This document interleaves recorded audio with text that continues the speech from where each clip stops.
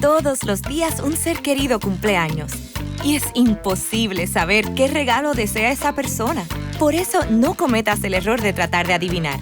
Regala lo que todos quieren. Dales la libertad de escoger sus propios regalos con Vanilla Gift Card. Es el regalo perfecto. Ponle el poder en sus manos con Vanilla Gift Card para todos los cumpleaños. Bienvenidos a Bonita Radio. Esto no es un cuento, esta es la verdad. En breves segundos, la periodista Carmen Enita Acevedo estará con ustedes. Bonita Radio está disponible en Facebook, Instagram, Twitter, Spotify, Google Podcast, YouTube, iVoox y iTunes. Agradecemos a nuestros auspiciadores. Vanilla Gift Card. Nuestras transmisiones son viables también gracias al apoyo de ustedes. Pueden enviar sus donativos accediendo a bonitaradio.net. Allí podrán realizar su aportación a través de PayPal o tarjetas de crédito. También pueden realizar su donativo por ATH Móvil Negocios a la Fundación Periodismo 21. O pueden enviar un cheque o giro postal a PMB número 284, P.O. Box 194000, San Juan, Puerto Rico 00919-4000. Bonita Radio, esto no es un cuento, esta es la verdad. Con ustedes, la periodista Carmen Enita Acevedo, en directo desde el estudio Roberto el Indio Acevedo. Saludos y buenos días, soy Carmen Enita Acevedo y estamos en Bonita Radio a las 11:06 de la mañana. Hoy vamos a hablar de información de lo que ya es un hecho en términos del cierre del taller de trabajo de periodistas en uno de los programas de Jay Fonseca. Vamos a hablar de Chile y lo que ha pasado en Chile, que no solamente ganó un derechista, un conservador, ganó una persona que apoyó desde su familia y ya cuando era adulto en medio de su campaña, lo que hizo la dictadura de Augusto Pinochet en Chile en las elecciones del pasado domingo.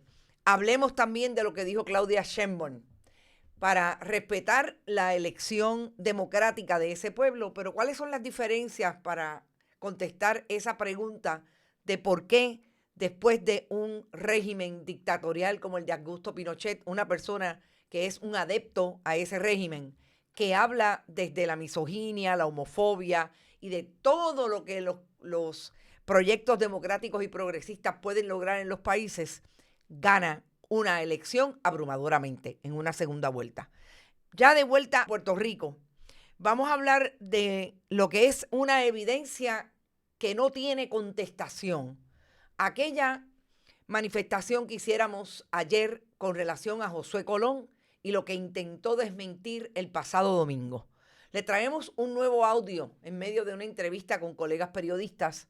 Desde el pasado viernes está diciendo Josué Colón que él no hizo lo que en efecto verifica un video del 30 de noviembre del 2022. Lo que dijo la gobernadora sobre las escoltas y que dejó sin ninguna duda que no se quiere desmontar de lo que hace desde el 2009, que es vivir de la chequera del pueblo de Puerto Rico a través del uso de escoltas, desde que era presidenta de la Cámara, comisionada residente, y aseguró que no va a renunciar cuando sea exgobernadora a ese derecho. De todo eso vamos a hablar en Esto es lo último. Gracias por estar. Recuerden que pueden donar a través de nuestro proyecto siempre, a través de este chat, a nuestro proyecto siempre que estemos en vivo. Gracias por los que lo hacen. Los saludo brevemente para ir a las informaciones, pero miren, a las millas de chaflán, como decían en country. Florence Ramos está por ahí, Nelson Guzmán, Adalberto Ramos, Iber Grajales, Luz Díaz desde Winter Garden, siempre Edwin Rivera, Nereida Ramos, Aixes Camilo, Ivonne Padua, Iber Cardalda, Vivian López, Berenique, Bodrogo, Lisset de León Alicea, está todo el mundo tempranito, Jaime Cruz, el primo. Buenos días para ti también, Carmelo Rodríguez, Mick Bernie, Ana Seda, hace rato que no te veía. Gracias a ti también y felicidades. Buen día, Lilian Ferrer. No me quiero imaginar el nivel de frío que está haciendo en Chicago. Dice por ahí Madeline Rivera, Luis Daniel Ortiz, Sandra García, Carmen Dávila, Yani Moreno, Sandra, tampoco hacía rato que no te veía. María Pérez, Mildred Lozada, Lilian Rivera, Johanna Álvarez también está por ahí, Ed Méndez, Yani Moreno y Ivonne Padua, siempre juntitas. Eric Alfonso.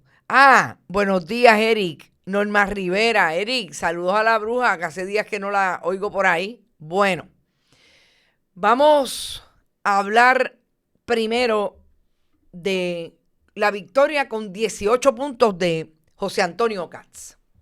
Chile, un país que ustedes saben vivió una dictadura cuando Augusto Pinochet asaltó el Palacio de la Moneda, en Chile y derrocó mediante un golpe de Estado o destituyó a la fuerza al presidente electo democráticamente Salvador Allende en el 1973. Chile, decía ayer un periodista que estaba haciendo análisis de lo que ocurrió en Chile el pasado domingo, desde España, desde la cadena SER, que según él nunca se había derrocado a la dictadura, que la dictadura salió después de un esfuerzo legislativo y un referéndum para que no continuara el gobierno. Yo creo que tiene razón en parte de decir que los chilenos no necesariamente querían que dejara de ocurrir lo que definitivamente de 1973 al 1988 ocurrió en Chile, cuando Augusto Pinochet impuso un gobierno de terror que se estima que asesinó a 40,000 personas. Todas de la oposición, todas personas que eran parte del movimiento de Salvador Allende, de un gobierno socialista que había ganado democráticamente en el 1973. Cuando el colega dice esto, yo creo que lo dice porque no había una salida, digamos, multitudinaria de personas que propusieran que saliera, que dejara de haber un gobierno que tenía mano dura contra la oposición. Pero definitivamente hubo un cambio en el 1988. Yo tengo que decir que mi experiencia en Chile, sobre todo en Santiago, fue definitivamente sí ver un país, y yo fui allá para los años mediados del 2000, ver un país que podía sentirse el nivel de contentura que tenía alguna gente con las posturas de Augusto Pinochet. Lo que ha pasado en Chile después de eso ha sido lo que ha pasado en muchos países del mundo, sobre todo latinoamericanos. El turnarse esos gobiernos que en efecto pueden tener posicionamientos favorables con relación a lo que hizo la dictadura, pero nunca de esta manera. Este José Antonio Katz es, entre todas las cosas, antiaborto, misógino desde esa estructura de que las mujeres son propiedad de los hombres y maneja el discurso fundamentalista católico y patriarcal, que habla desde ahí todo el tiempo. Es una persona que se opone a la píldora de emergencia en términos de utilizarla sobre todo en los casos de violaciones. O sea, está al extremo de la derecha y de todos los conservadores. Y aún así fue votado. En Chile, en efecto, cada 2 años hay elecciones y un gobierno no puede repetir.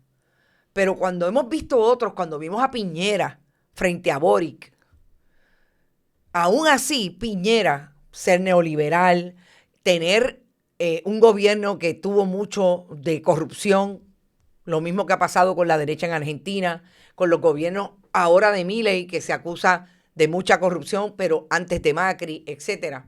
Aún así, este es todavía el ala más conservadora de hasta dónde han votado los chilenos por una persona, por un candidato. Claro, yo creo que hay que mirar definitivamente, y eso yo me imagino que es lo que están haciendo ahora, no solamente el gobierno de Boric y las personas que se relacionaron, que no olvidemos que aquello fue una coalición con el Partido Comunista, que era el partido que estaba representado en la candidata que ganó la primera vuelta, Ginette Jara, pero que se sabía que lo que iba a pasar en la segunda vuelta era que se iban a unir los fundamentalistas y los conservadores para darle la victoria a Kast. Y todo eso es importante en el análisis. ¿Qué hizo? ¿Cómo se construyó Boric? ¿Cuáles fueron los acuerdos? ¿Cuáles fueron las distancias que creó?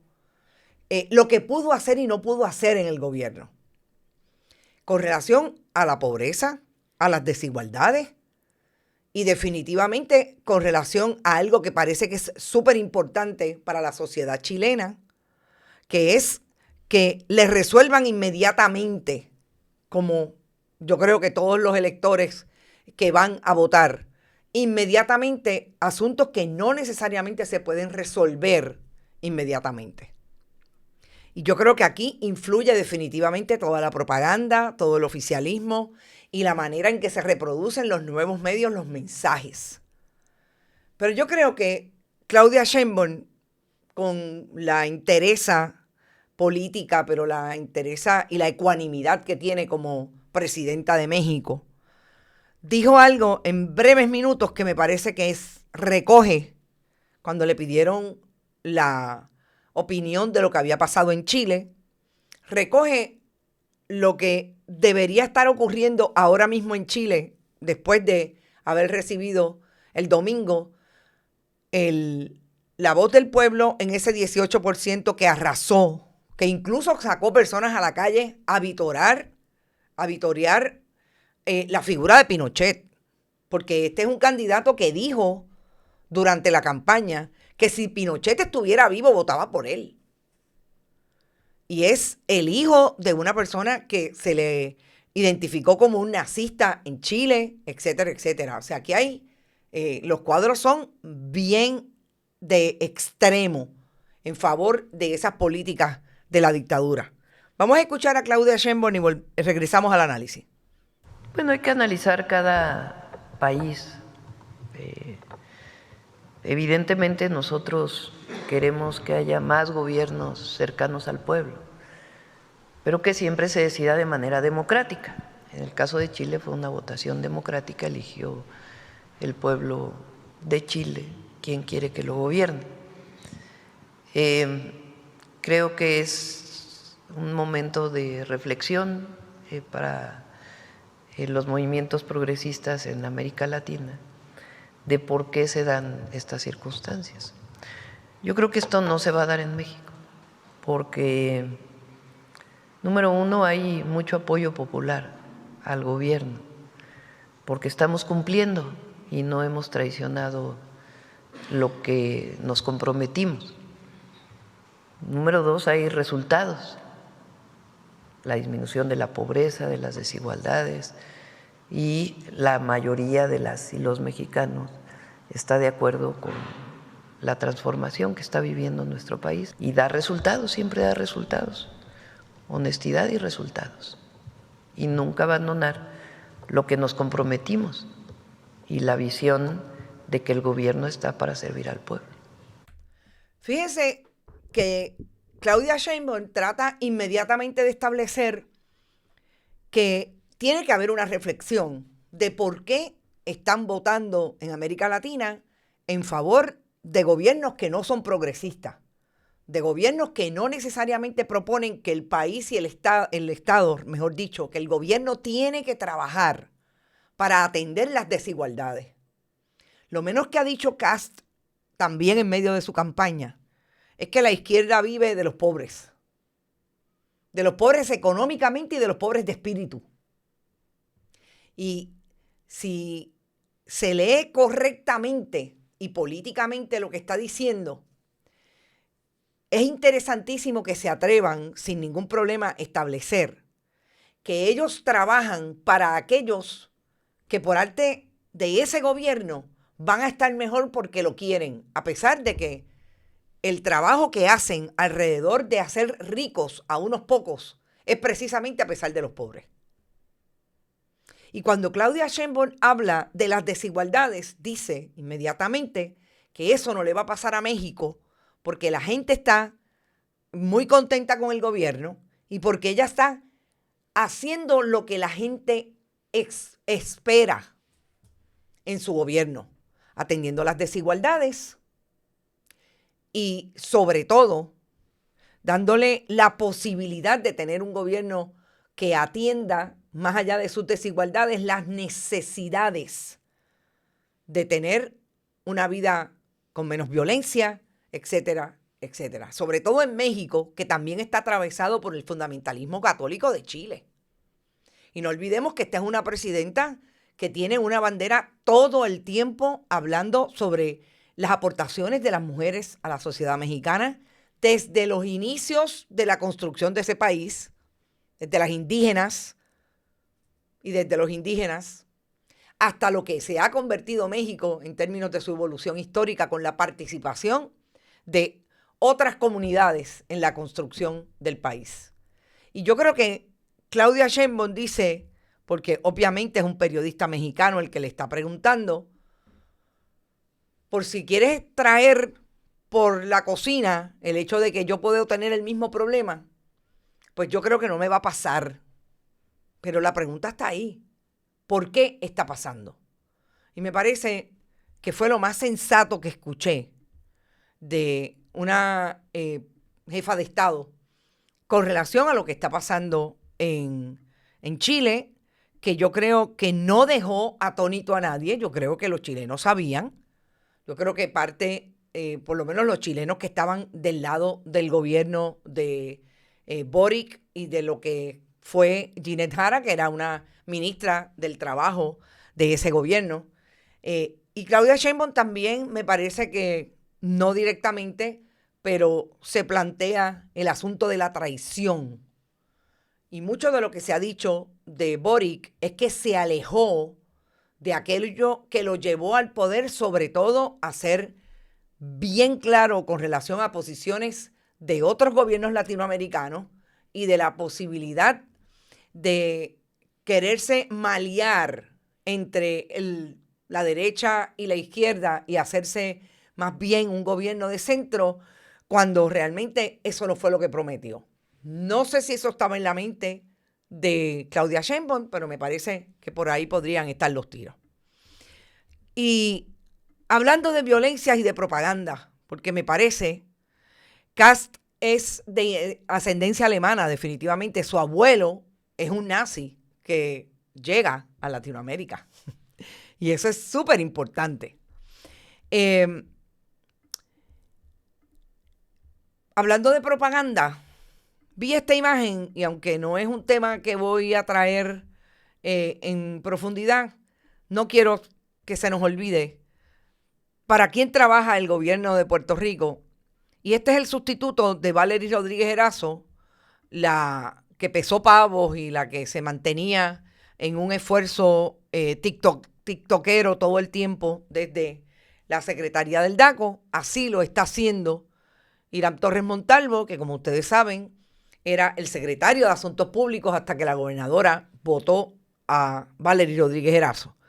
Y me parece que es importante seguir insistiendo, porque venimos de hablar de propaganda, venimos de hablar de lo que es una estrategia brutal de la derecha en Latinoamérica y en el mundo entero, de hacerle creer a la gente que con el esfuerzo que ellos hacen diariamente, con noticias basadas en la mentira, los famosos fake news en este momento, con el discurso populista de que ellos van a estar mejor y no se reproduce en eso y no se traduce en eso, exactamente son las técnicas que utiliza el gobierno de Puerto Rico para que la gente crea que está haciendo un trabajo.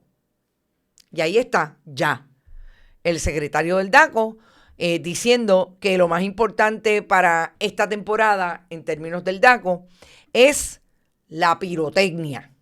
Y ya está en la calle con un fotógrafo y haciendo showchito. Y ya lo vi dándole la mano al secretario de la Gobernación, Francisco Domenech, que fue en efecto a la oficina y se encontró con él y ya está todo el montaje listo. Me llamó también la atención esta imagen que se reproduce desde ayer, es realmente desde el domingo, cuando la gobernadora decidió que no iba a firmar y vetó de bolsillo el proyecto de las escoltas, que ayer en efecto lo volvió a radicar, como dijo el domingo Francisco Domenech, solamente con la especificación de que serán retiradas las escoltas a los candidatos durante el año electoral, comisionado residente y gobernación, pero dejando fuera lo que hacía aquel proyecto que prospectivamente le quitaba las escoltas a los ex gobernadores. A mí me llamó la atención en esa conferencia de prensa que la gobernadora dijo que ese proyecto era como defectuoso. Fíjense hasta dónde llega el nivel de tergiversación que se puede dar en una conferencia de prensa con la gobernadora, nadie la cuestiona, y finalmente la gente se cree que es que el proyecto era defectuoso y proponía que retroactivamente se le quitara las escoltas a los ex gobernadores. Yo voy a partir de la premisa que la gobernadora tiene razón. El proyecto de Juan Oscar Morales era defectuoso porque se aprobó estableciendo que era retroactivo, que se le podía quitar las escoltas a todos aquellos que la tienen, que tengo que decir que son los ex gobernadores del Partido Nuevo Progresista, el retirado de la vida pública, aunque no tanto porque lo veo trullando con Tomás Rivera Chats, Pedro Pierluisi, Luis Fortuño del PNP, Alejandro García Padilla del Partido Popular, porque los demás, como sabemos, Sila María Calderón y Aníbal Acevedo Vilá renunciaron a las escoltas. Si yo parto de esa premisa, pues la gobernadora lo que tenía que hacer si el proyecto era defectuoso, traer un proyecto como el anterior en términos de que le quitaba las escoltas a todos los ex gobernadores prospectivamente, porque sabemos que no se puede legislar retroactivamente. Pero la gobernadora no solamente no lo hizo, sino que hizo una conferencia de prensa para decir que el proyecto nuevo era lo que tenía que ocurrir porque aquel proyecto también le quitaba las escoltas a los jefes de agencia, a los presidentes de la Cámara y del Senado. Pero a los jefes de agencia, Departamento de Justicia, Administración de Corrección y Rehabilitación, que están ligados al área de las agencias de ley y orden. Y cuando la gobernadora repite eso, nadie le cuestiona. Pero gobernadora, aquel proyecto le quitaba las escoltas a los exgobernadores, es decir, prospectivos. Pues si era defectuoso porque no establecía la prospectividad, pues usted trae un proyecto, o para eso está el asesor legislativo, para que vaya allá y diga, mira, es que esto no es posible. Pero la gobernadora quiere hacerlo tan grande de decir que ella legisla desde la fortaleza. Y es totalmente falso. ¿Qué fue lo que hizo Juan Oscar Morales? Que mi proyecto tenía un problema.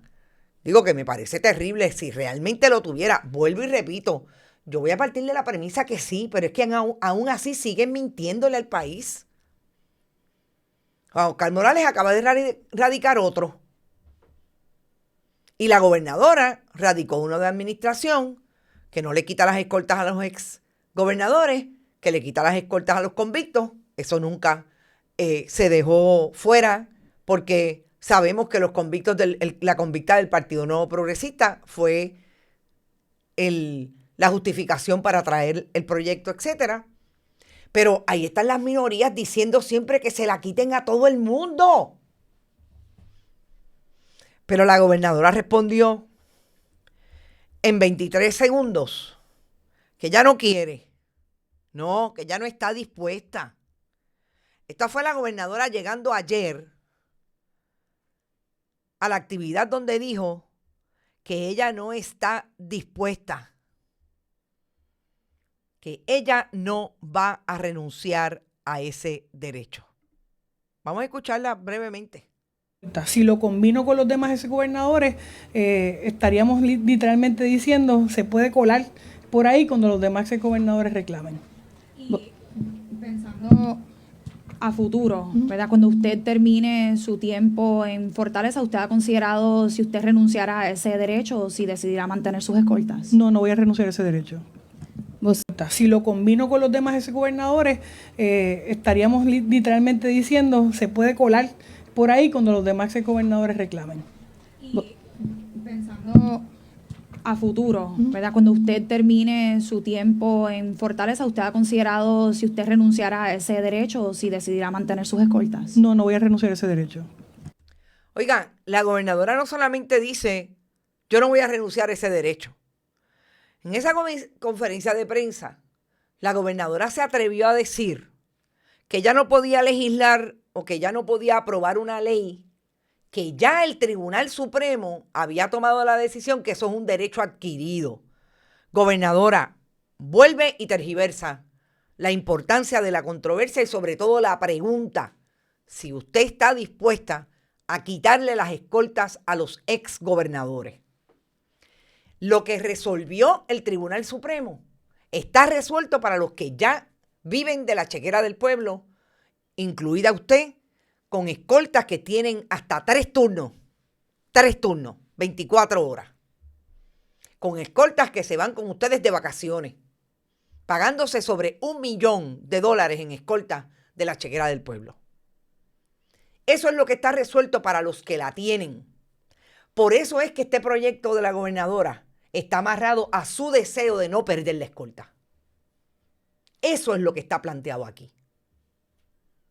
Porque la gobernadora trata de decirle a la periodista que lo que sería retroactivo, que vuelvo y repito, estoy diciendo, se resolvía cruzando la calle, desde la calle Fortaleza hasta el Capitolio, caminando un poquito, el asesor legislativo, Jan Peña, para decir, miren, no puede salir así. Vuelvo y repito, si es que en efecto salió así.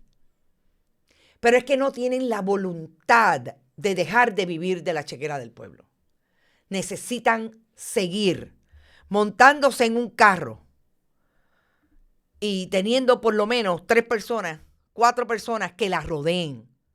Jennifer González Colón tiene escolta, como dije, desde el 2009. Jennifer González Colón tiene gente alrededor, además de las escoltas que le llevan la cartera, además de las escoltas que hacen todo lo que hemos visto con su marido, José Jovín Vargas, que también tiene escoltas asignadas, y con los nenes, que le pasean hasta el perro, según siempre hace como 2 años sacó la compañera Cintia López Cabán en uno de los programas precisamente de investigación de Cuarto Poder de Jay Fonseca. Precisamente no quiere dejar de tener esa vida. Y por eso las escoltas no están atadas a que si hay un tecnicismo y si el Tribunal Supremo. No, es que estamos claros. No podía ser retroactivo. Siempre se legisla prospectivamente. Usted no puede legislar para decir, no, mira, fulano, ya tú no vas a tener esos chavitos. No. Por eso se legisló correctamente. Y si se legisla correctamente en relación a, por ejemplo, el derecho adquirido de las pensiones, usted se las podría quitar si son convictos después del caso, por ejemplo, de aquel coronel de la policía que llevó el caso porque le querían quitar la pensión después de haberse cogido un caso de corrupción alrededor de su oficialidad en la policía de Puerto Rico. Y el tribunal falló a favor. Dijo, no, eso es un derecho adquirido. Pues si usted quiere legislar, tiene que legislar después, no puede legislar antes. No, tiene que legislar antes de que la persona vaya a dejar de tener una pensión porque fue corrupto.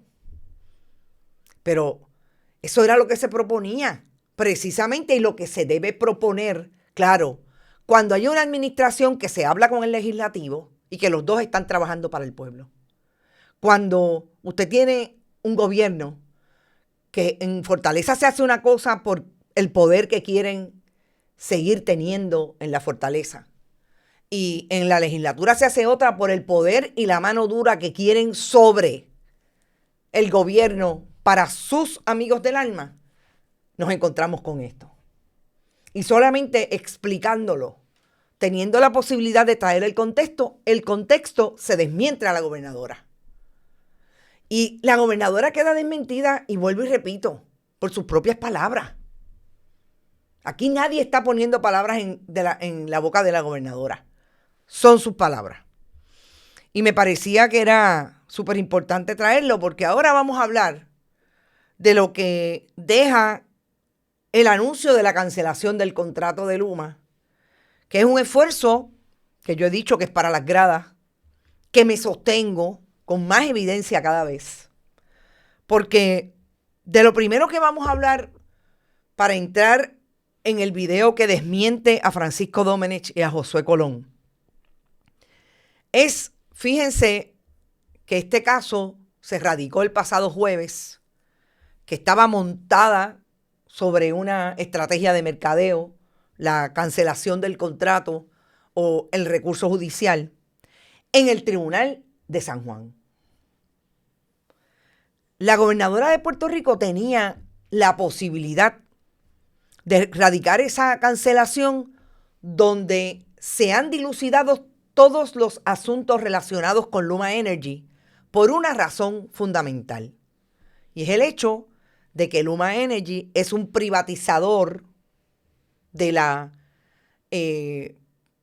transmisión y distribución de energía que ocurre a través de un esfuerzo del gobierno de Estados Unidos con el gobierno de Puerto Rico después del huracán María, que todo lo que se dilucida, todo, para pagarle a Luma y mantener la privatización viva, es desde el dinero federal que llegó para la reconstrucción y la rehabilitación del sistema.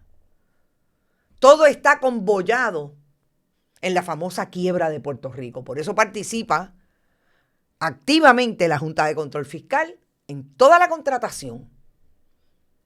Y esa contratación, que tiene un nombre particular en referencia a una de las piezas legales, OMA, está dirigido en esa jurisdicción. Pues el gobierno de Puerto Rico no fue al Tribunal Federal. No, fue al Tribunal de San Juan. ¿Y qué hizo Luma? Ayer, lunes, le radicó un pleito, realmente una moción conocida como un removal, una moción para remover el caso del Tribunal de San Juan al Tribunal Federal, a la jurisdicción de la Corte del Tribunal de Estados Unidos en Puerto Rico. Y lo dirige y dice, mira, te notifico que tengo toda la intención de mover ese caso, y lo radica ante la jueza Laura Taylor Swain, precisamente la jueza de quiebra. Porque es que todo lo que tenga que ver con los contratos de Luma, de Genera, es esa jurisdicción. Fue a propósito para que la narrativa de ahora en adelante sea, no nos dejaron ni siquiera intervenir como Tribunal de Puerto Rico. Va a intervenir la jurisdicción de Estados Unidos en Puerto Rico, federal, como ellos le llaman, porque como nosotros somos una colonia, No tenemos gobierno propio. Gente, es que se le ve la costura, pero mire, hilvanado perfectamente. Ah, pero hicieron un esfuerzo de misión cumplida, como si el contrato de Luma se hubiera cancelado ayer. No. Este es el duérmete nene para decir en un momento fue el tribunal, fue la Junta de Control Fiscal los que no dejaron que le canceláramos el contrato a Luma. ¿Qué hizo hoy el juez del Tribunal de San Juan? Castro Callejo, Arnaldo Castro Callejo. Pues en efecto, miren, me radicaron esta notificación de removal y yo obviamente aquí está todo lo que tiene que ver con la justificación de por qué debe estar en la jurisdicción de Estados Unidos, en la Corte Federal, el tracto desde que la Junta de Control Fiscal aprobó la quiebra de la autoridad, etcétera, etcétera, manejó la quiebra, está en ese proceso. Todo, gente, hasta que las alianzas público-privadas, en junio del 2020, cuando era gobernadora sucesoral Wanda Vázquez Garcet, firmó el contrato. Y después de todo ese tracto, mire, si aquí todo es federal, aquí todo está en esta jurisdicción, y ese caso debe estar aquí. La intención del gobierno de Puerto Rico de cancelarme el contrato. Así es que tenemos que esperar porque la vista que estaba señalada para el 22 se queda sin efecto, porque cuando notifican un removal hay que esperar que el tribunal diga, pues en efecto sí, tiene que venir, etcétera, etcétera, y se paralizan los procedimientos hasta que eso ocurra. Si el tribunal decide que no, pues se devuelve al Tribunal de San Juan. Lo dudo. Se va a ver en la federal. Entonces, yo les dije a ustedes ayer, y desde el lunes estoy hablando sobre eso, que yo no podía creer que el gobierno de Puerto Rico, desde el viernes el gobierno de Puerto Rico estuviera utilizando un argumento relacionado con la carta de extensión del contrato de Luma, porque quien era miembro de la Junta de Directores, la Junta de Gobierno de la Autoridad de Energía Eléctrica, cuando se firmó la carta de extensión el 30 de noviembre del 2020, era precisamente el que es hoy el SAR de Energía. Y que a mí me parecía una gran contradicción que la gobernadora tuviera la posibilidad de decir que el que hoy dice que esa carta de extensión es ilegal, que nunca debió emitirse, era precisamente la persona que se sentaba en esa junta y que esa junta aprobó la carta de extensión del contrato. Y que Josué Colón, y ayer fue que lo hice más extenso en el análisis, nunca le dijo al país, ni en aquel momento, ni cuando se fue en la transición del gobierno de Pedro Pierluisi, ni cuando se convirtió en SAR de Energía, que el problema que tenía Luma era la carta de extensión, que era ilegal, porque eso no era parte del contrato y le cambió términos al contrato. Nosotros ayer reaccionamos a lo que vimos que Josué Colón dijo el pasado domingo junto a Francisco Domenech en una de las famosas conferencias de prensa conocidas como En Récord. Porque el domingo Francisco Domenech dijo que Josué Colón se había negado a firmar esa carta porque tenía reparos con la extensión del contrato. Cuando nosotros hicimos nuestro análisis ayer, que repetimos y ampliamos, diciendo, ¿cómo es posible que digan una mentira en conferencia de prensa sin evidencia? ¿Dónde está la evidencia de la carta que él le envió al presidente de la Junta, Fernando Gil Enseñat? ¿Dónde está la evidencia de que le dijo al país que había un problema con esa extensión? Que se lo dijo a la legislatura. Mire, no se lo quería decir al país. No quería hacer un comunicado de prensa. Nunca tampoco se lo dijo a la legislatura. Y siempre llamó la atención la manera en que, después que salió de la administración, el SAR de Energía se las tiraba todas a Fermín Fontanes. Oiga, no es que sean santos, pero vamos ahora a lo que realmente es increíble y que abona al análisis de la mentira de Francisco Domenech y de Josué Colón. Yo les voy a dar primero lo que pasó el domingo con la evidencia del video de la reunión de la Junta de Gobierno de la Autoridad de Energía Eléctrica del 30 de noviembre del 22. Lo que dijo el domingo 14 de diciembre el SAR de Energía y lo que dijo el 30 de noviembre del 22. Después vamos al segundo video,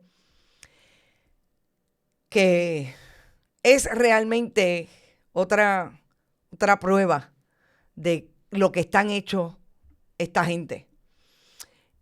Porque este Media Tour no empezó el domingo. Este Media Tour empezó el viernes, cuando Josué Colón participó de una entrevista con los colegas de Tele 11. Vamos primero al video del 30 de noviembre del 22.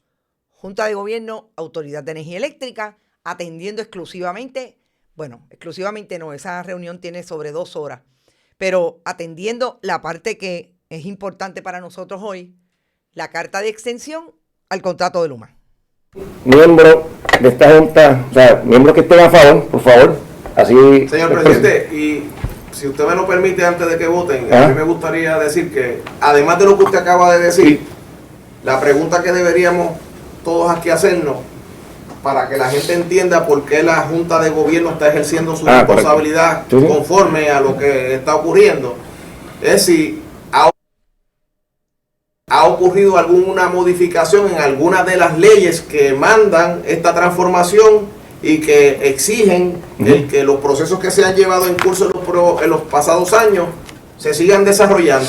Muy buen punto. Que usted sepa, ¿hay alguna modificación? No la hay, no existe. No la hay. Por lo tanto, la mismo andamiaje legal que creó este contrato está vigente al día de hoy. Correcto, y usted tiene razón. No ha sido modificado. Y gracias por añadirlo, porque entiendo que es un punto muy importante. Estamos actuando bajo un La marco... administración está actuando conforme a las leyes que aprobaron otras administraciones y que están vigentes. Y al marco legal que nos abarca esa nuestra transformación. Siendo así, señor presidente, voy a someter a la Junta, porque sé, y usted expresó antes que tiene algo que decir. correcto. Dentro de, vamos a pasar primero al voto, ¿ok? Y luego de ello, si usted tiene alguna explicación por la forma y manera en que se votó, o cualquier otro miembro de la Junta, que así lo exprese, ¿ok? Muy bien. De pronto los miembros de la Junta, ¿están de acuerdo en la extensión del contrato suplementario con Luma, según presentado en la resolución? A favor. A favor. A favor. A favor. A favor. En contra. En contra. Siendo así, se aprueba el mismo 4-1. Por favor, ingeniero. Sí, gracias, señor presidente. Tengo unos comentarios y tengo que los voy a someter por por favor, récord. Yo sé que los va a someter por récord de sus comentarios, que sea de forma breve. Miembro de esta Junta, o sea, miembros que estén a favor, por favor, así... Señor presidente, y si usted me lo permite antes de que voten, a mí me gustaría decir que, además de lo que usted acaba de decir, la pregunta que deberíamos todos... Bueno, yo creo que vamos a empezar a dirimir lo que dicen para que estemos claros y así vamos al segundo video, que es el video del domingo. Fíjense como lo más importante es la intervención que tiene Josué Colón cuando le recuerda, le pone en el lugar correcto y en el momento correcto a Fernando Gil Enseñat, que hay que establecerle al país claramente, porque es una vista que se está transmitiendo a través del canal de YouTube como corresponde con relación a todas las juntas del gobierno de Puerto Rico. Hay que estar bien claro de que el gobierno de de Pedro Pierluisi está actuando conforme a lo que se aprobó en el 2020 la ley 120 y toda la legislación relacionada con la privatización de la Autoridad de Energía Eléctrica. No se está cambiando nada. Asimismo, más que una pregunta, es una intervención para aclarar el récord del director ejecutivo de la autoridad, que es miembro de la Junta de Gobierno de la Autoridad de Energía Eléctrica. El único que se opuso a esa carta de extensión que firma el presidente de la Junta de Gobierno, Fernando Gil Enseñat, y el director ejecutivo de las alianzas público-privadas, Fermín Fontanes, precisamente es el que representa a los consumidores, que ya no los representa porque cesó su término, Tomás Torres Placa, el ingeniero. Ustedes escuchan ahí a José Colón decir, mire, tenga cuidado, hay que decirle al país la verdad, hay que decirle al país que eso no está en el OMA, que eso no está en la ley 120, que esto es una carta de extensión, que eso está contrario a todas las normas de contratación en el gobierno de Puerto Rico. Yo no lo escuché. Y por si acaso, si quieren autenticar, alguien que me escuche de la Fortaleza, yo espero que no la hayan sacado, pero esto es una grabación, una regrabación de la reunión de la Junta que está contenida en el canal de YouTube de la Junta de Gobierno de la Autoridad de Energía Eléctrica del 30 de noviembre del 22. Yo la saqué completa, no pasen el trabajo de borrarla, pero no he sido yo nada más. Yo sé que hay otros colegas que han sacado el extracto y lo han colocado en sus redes. Lo que pasa es que nosotros quisimos hacer como hacemos en Bonita Radio porque tenemos el tiempo y sobre todo esa es nuestra manera de operar. No todos tienen que operar igual. Nosotros queríamos traer ese audio, esa imagen de Josué Colón, que yo espero que no digan que es inteligencia artificial, que lo pusieron ahí, pusieron su voz allí. De hecho, la que está al lado de él era su ayudante entonces, que hoy es la directora de la autoridad, Mary Carmen Zapata. Y eso, pues lo bajamos y está autenticado, por favor. Ahí, que yo sepa, no hay ningún problema. Yo les quiero colocar primero lo que dijo el domingo, 14 de diciembre, el mismo Josué Colón, con una intervención de Francisco Domenech, cuando le preguntaron precisamente sobre su participación en el 2022. Y esto fue lo que él contestó. En el 2020, cuando se firmó el contrato, yo no estaba trabajando en la Autoridad de Energía Eléctrica. Cuando ocurre la famosa carta de extensión que se menciona, que volvemos, los contratos gubernamentales se rigen, ¿verdad?, por unas leyes y por un proceso riguroso que no son con cartas. O sea, nadie aquí puede contratar a nadie ni enmendar un contrato mediante cartas, y mucho menos cambiando los términos y dejando al gobierno indefenso para proteger los mejores intereses del pueblo. Pues esa carta, como usted menciona, pues yo no fui el que la firmó. Eso es correcto. Telemundo. Sí, tengo prácticamente, no se me vaya, sí. Tengo prácticamente 3 preguntas. Pero si me permiten, para dejarlo meridianamente claro, porque yo lo he dicho, yo sé que él lo ha dicho, pero para que quede claro. El ingeniero Josué Colón no firmó la carta de extensión. No la firmó él. De hecho, tenía reparos en firmarla, por eso no la firmó. Así que para dejarlo clarísimo. Y eso es parte de lo que obra en los exhibits y obrará en el pleito que se está incubando. En el 2020, cuando se firmó el contrato, yo no estaba trabajando en la Autoridad de Energía Eléctrica.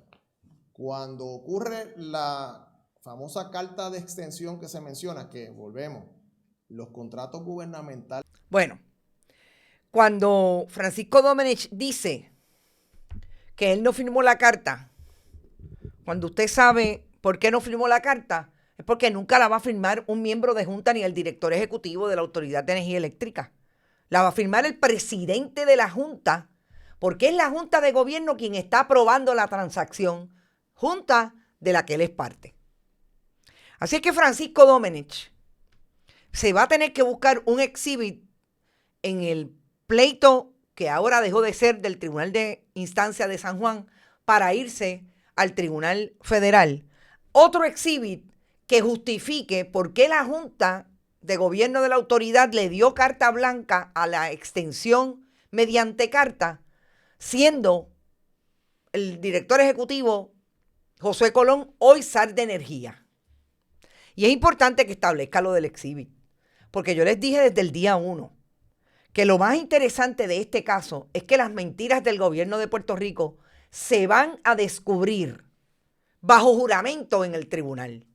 Yo no sé en cuál de los dos, porque todavía tenemos que esperar que la jueza Laura Taylor Swain diga que en efecto tiene jurisdicción sobre esa demanda.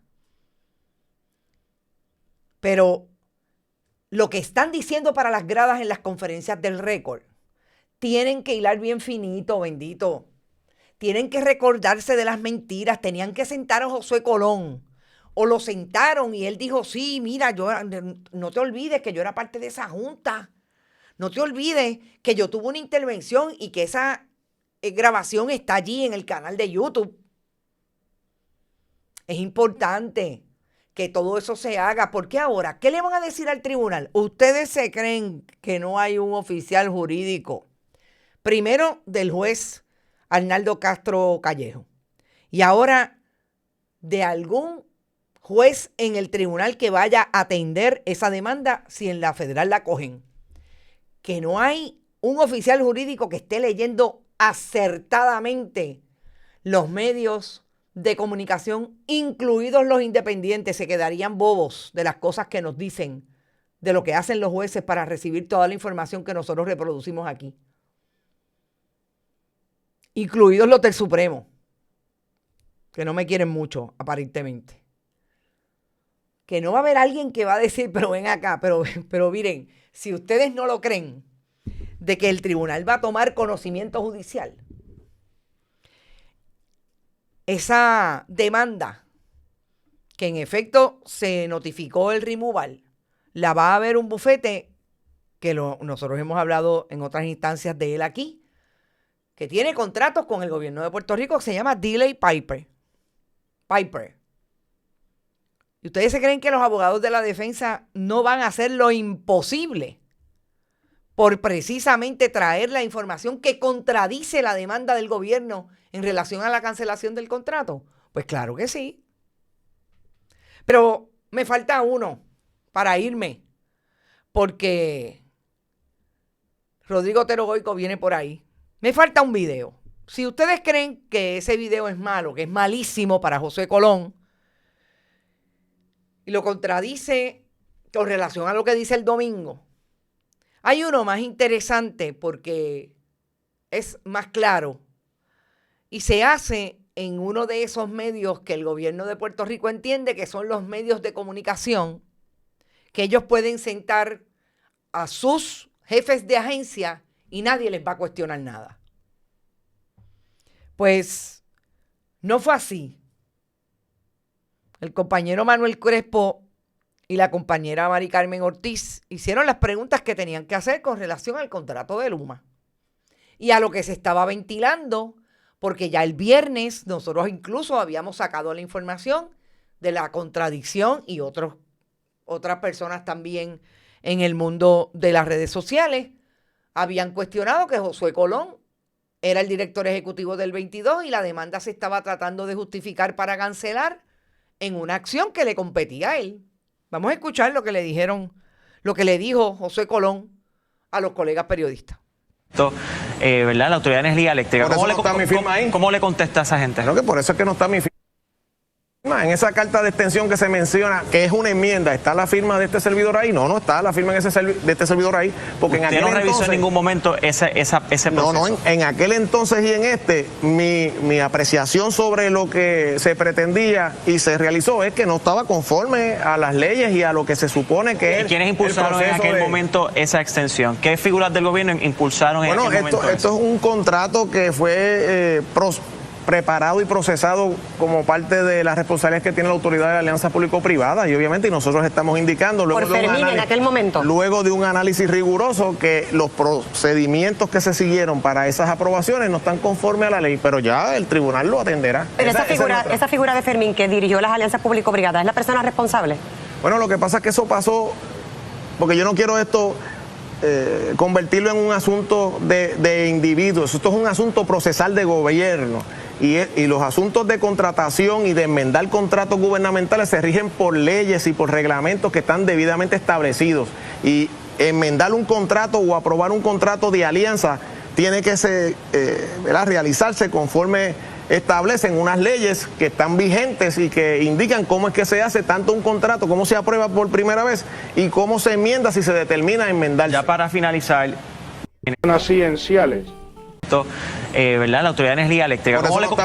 ¿Cómo le contesta a esa gente? Creo que por eso es que no está mi firma. Fíjense que ya el viernes Josué Colón tenía los talking points. Tú vas a decir que eso es contrario a la ley, exactamente lo que dijo el domingo. El viernes, el domingo. Lo que pasa es, Josué Colón, que usted le va a tener que explicar en inglés.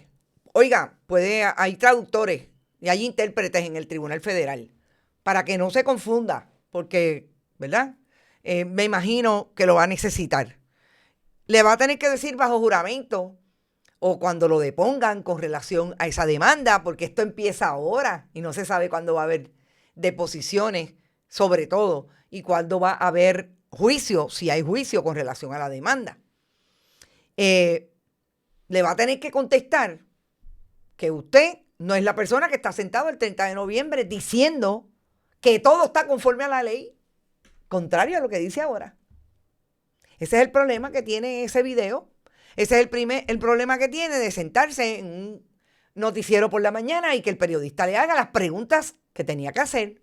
¿Cómo usted contesta el hecho de que usted estaba ya en el 22 y ahora dice que es ilegal? No, pero por eso mi firma no está ahí. No, su firma no está ahí porque usted sabe que usted no tiene que firmar. Lo tiene que firmar el presidente de la Junta. Eso es lo más interesante. Yo espero que no fabriquen cartitas. Porque sería injuria sobre ofensa, porque no puede despintar que ese video es él. Eso es lo terrible que tiene esto todos los días. Una, darse cuenta, una, encontrar, haciendo el trabajo que tenemos que hacer, poner el contexto correcto en las palabras de los que hoy dirigen el esfuerzo público. Mintió descaradamente Francisco Domenech, mintió descaradamente, no una, del viernes hasta aquí, 2 veces. Josué Colón. Ahí lo tenemos. Nos fuimos. Gracias por estar. Recuerden que siempre pueden apoyar nuestro proyecto a través del chat con sus aportaciones, que también lo pueden hacer a través de bonitasradio.net, fundacionperiodismo21.com, siempre en Bonitas Radio ATH Móvil, Periodismo 21 ATH Móvil, también en la dirección que Rodrigo Otero Goico le da en breve. No se pierdan el almuerzo deportivo con Rodrigo Otero en este ratito. Recuerden, cheques hoy los postales a nombre de Onda Virtual o de Periodismo 21. Éxito. Nos vemos a las 5 en otro Que Palo es Noticia.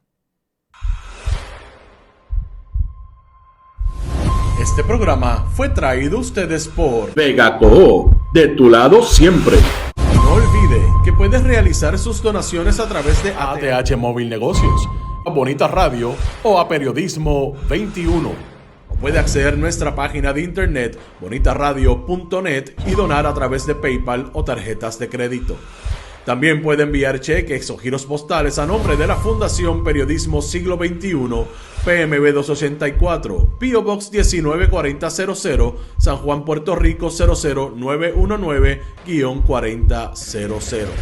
Bonita Radio, esto no es un cuento, esta es la verdad.